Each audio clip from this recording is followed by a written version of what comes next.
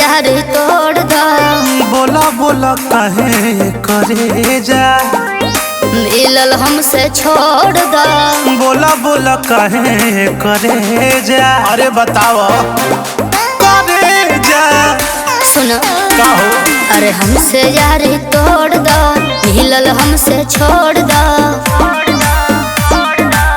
मिलल जुलल छोड़ो तू करे जा, जानी लो कि सच में गल जाई।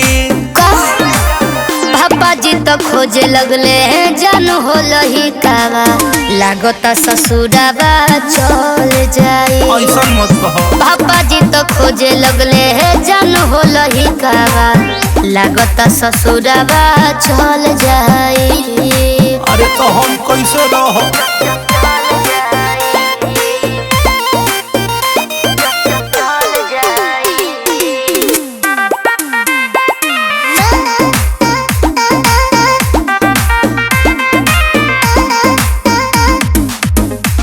बानी प्यार गोरी मनु नहीं मारो, मंगिया में से नुरा तो हम ही हो डालो। हम तो ये चाहते नहीं पर का करबो।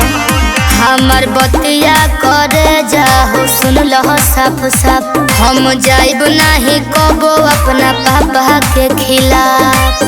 कुछ दिन मैंने जे जानू कोला, कैसे करी? करोई मामला संभाल जाई। सुनो पापा जी तो खोजे लगले जान हो लही कावा, लागता ससुराबा चल जाई। पापा जी तो खोजे लगले जानू हो लही कावा, लागता ससुराबा चल जाई। ओह लागता ससुराबा चल जाई।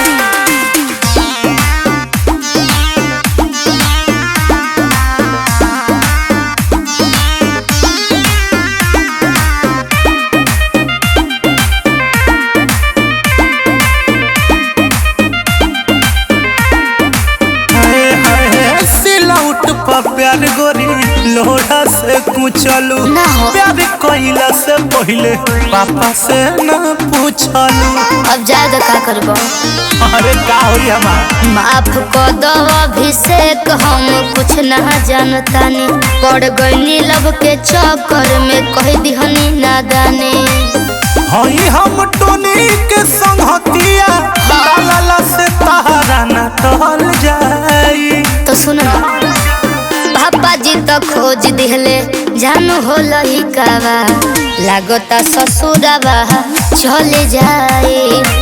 पापा जी तो खोज दिहले जानू हो लही कावा, लागता ससुराबा चले जाए।